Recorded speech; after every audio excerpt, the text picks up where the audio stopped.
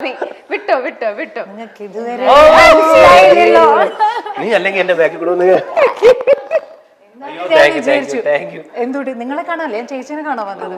എനിക്ക് നിന്നെ കാണാലോ. നീ ചേച്ചിയെ കാണാൻ വന്നപ്പോ എനിക്ക് നിന്നെ കാണാൻ. ഞാൻ എന്റെ അടുത്ത് ഇങ്ങനെ പറഞ്ഞു പാലാരിവട്ടത്ത് ഇങ്ങനെ രമ്യ ചേച്ചി ഉണ്ട്, അപ്പൊ ഞാൻ വിചാരിച്ചു രമ്യ ചേച്ചിനെ കാണാൻ.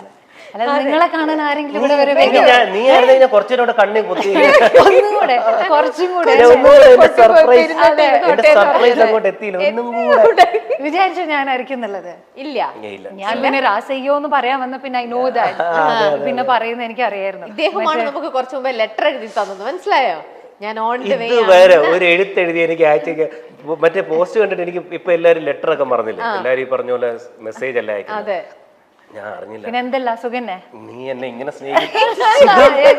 കുറച്ചു നേരം വിഷമായിരുന്നു, പക്ഷെ കണ്ണൊക്കെ പൊത്തി കഴിഞ്ഞപ്പോ എനിക്ക് സുഖം തന്നെ. മറ്റേ സലിമോനോട് പറയണ പോലെ ഒന്നുകൂടെ പൊത്തു. ശരിക്കും അത് മനസ്സിലായില്ല. നീ പൊത്തി കഴിഞ്ഞാൽ എനിക്ക് കറക്റ്റ് ആയിട്ട് എസിയിൽ നിന്നിട്ട് തണുത്തിട്ട് ഞാൻ പറയും ഇത് ഏതായി രൂപം, നിന്നെ ഇങ്ങനെ കാണാൻ ഭയങ്കര പാടാണ്, അല്ലെങ്കിൽ ഭയങ്കര ഫാഷൻ. കാവിലെ ഭഗവതി ചേച്ചി സുഖമായിട്ടിരിക്കണോ? എന്തോ സുഖം സുഖം സുഖം.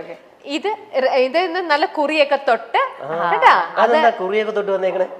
അത് മണിക്കുട്ടൻ ഞാൻ മുത്തപ്പനായിട്ട് അഭിനയിച്ചാണല്ല, ഞാൻ റിയൽ മുത്തപ്പനല്ലേ. അത് ഞങ്ങളുടെ നാട്ടിലാണ്, ഞാൻ കണ്ടിട്ടുണ്ടായിരുന്നു. നാട്ടിൽ പോയപ്പോ ഇങ്ങനെ ഒരു പോസ്റ്റർ ഒക്കെ ഉണ്ട് അവിടെ പറശ്ശിനിയില്. അവിടെ ഐ ഫെൽ വെരി യുനോ ഞാൻ പറയണമെന്നുണ്ടായിരുന്നു, വെരി പ്രൗഡ് ഓഫ് യു. അങ്ങനെ ബിക്കോസ് മുത്തപ്പൻ എന്ന് പറഞ്ഞത് അത് ഞങ്ങളുടെ അവിടെ തന്നെയാണോ?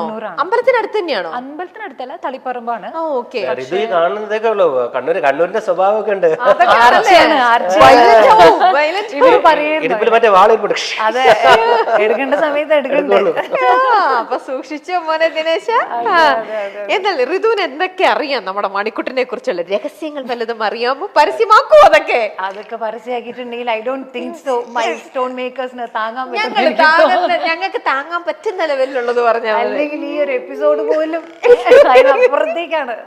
കാരണം ഇനി ഫസ്റ്റ് ആണ് എനിക്ക് തോന്നുന്നത് ഇങ്ങനെ ഒരു കോൺവെർസേഷൻ. ഞാനാണെങ്കിലും ഭയങ്കര നെർവസ് ആയിട്ടും കുറച്ച് ഫോർമൽ ആയിട്ടും ഒക്കെ നിങ്ങൾ ഇരിക്കാൻ പോണത് അല്ലേ? അപ്പൊ ആൾക്കാർ ഇരിക്കുന്നത് ഇത് ഇങ്ങനെ ഒന്നും അല്ലടാ, അല്ലെങ്കിൽ നിങ്ങൾ തമ്മിലുള്ള എന്ന് പറഞ്ഞാൽ എടാ വാടാ പോടാ സ്റ്റൈൽ അല്ലേ? ഞാൻ പറയില്ലേ, ഇവരൊക്കെ ഈ പറയുന്ന പോലെ ആ ഫ്രണ്ട്ഷിപ്പ് മെയിൻറ്റെയിൻ ചെയ്യുന്നുണ്ട്. ഞാനാണ് പല സമയത്ത് വിട്ടു പോകുന്നത്. ഇവര് ട്രിവാൻഡ്രത്ത് വരുമ്പോഴോ അല്ലെങ്കിൽ ഞാനാണ് ചേട്ടാ ഇവിടെ ഉണ്ടോ, ചേട്ടാ എന്താണ് വിശേഷങ്ങൾ, അപ്പൊ വീട് പൂട്ടി പോകും. എന്നടുത്ത് പറയും നീ നേരത്തെ പറയണം കേട്ടോ,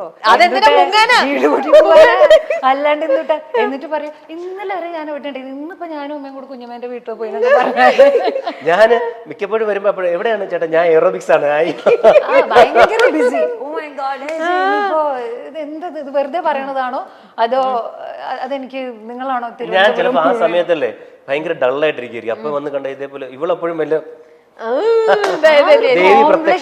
എന്തിനാണ് ചേട്ടാൻ നിങ്ങൾ 100 ദിവസം നമ്മളൊക്കെ ഒരുമിച്ച് ജീവിച്ച ആൾക്കാരല്ലേ, പിന്നെ എന്തിനാ ഇത്ര കോംപ്ലക്സ്? എന്തിനാ മണി ഇത്ര കോംപ്ലക്സ്? അതിന് 100 എത്ര ദിവസം ചോദിച്ചാലും ഞാൻ എപ്പോഴും എന്നെ ഏറ്റവും നല്ല രീതിയിൽ പ്രത്യേകിച്ച് സ്ത്രീകളുടെ മുമ്പിൽ ഞാൻ അവതരിപ്പിക്കുകയുള്ളൂ. അവിടെ നിങ്ങൾ പറഞ്ഞ് കംപ്ലീറ്റ് ചെയ്യാത്തൊരു സംഭവം ഉണ്ട് ബിഗ് ബോസിൽ, നിങ്ങൾ രണ്ടുപേരും കൂടെ ചേർന്ന് മുഴുമിപ്പിക്കാത്ത എന്തായിരുന്നു ആ സംഭവം? എന്താണ് നമുക്കത് വീഡിയോയിലേക്ക് നോക്കിയാലോ? എന്താണെന്ന് പറ്റി പറയുകയാണെങ്കിൽ ആരൊക്കെ ഋതുവിനെ കളിയാക്കി പാട്ട്, മറ്റേ പാട്ടിന്റെ പേരെന്താ, രാസയ്യോ, ആ പാട്ട് കേട്ട് മടുത്തു എന്ന് ആര് പറഞ്ഞാലും എന്നെങ്കിലും ഋതുവിന് അത് പാടണമെന്ന് തോന്നുന്നെങ്കിൽ എന്റെ ചെവിയിൽ വന്ന് പാടുക.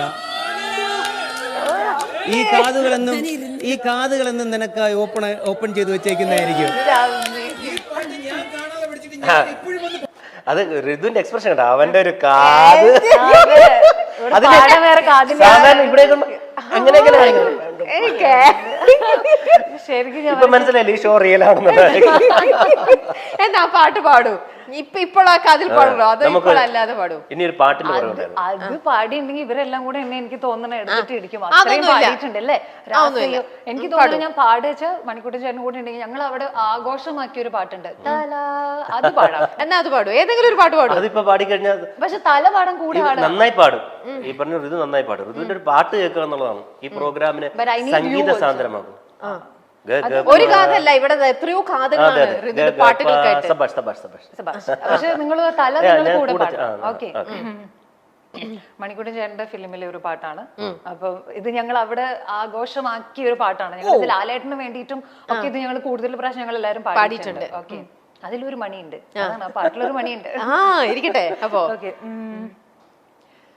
നൊമ്പരം കളയും നാളം നീ, സ്നേഹമണിനാദം നീ, ജീവിതം വെറുതെ വാടുമ്പോൾ കുമ്പിളിൽ നിറനിറയെ നീ തുള്ളിത്തുള്ളും മധുവല്ലേ, നീയുള്ളിനുള്ളിൽ നാനവല്ലേ, നീ തീരത്തുള്ള തണലല്ലേ, എരിന്റെ തിരിയേ നല്ലിടയനു നീ.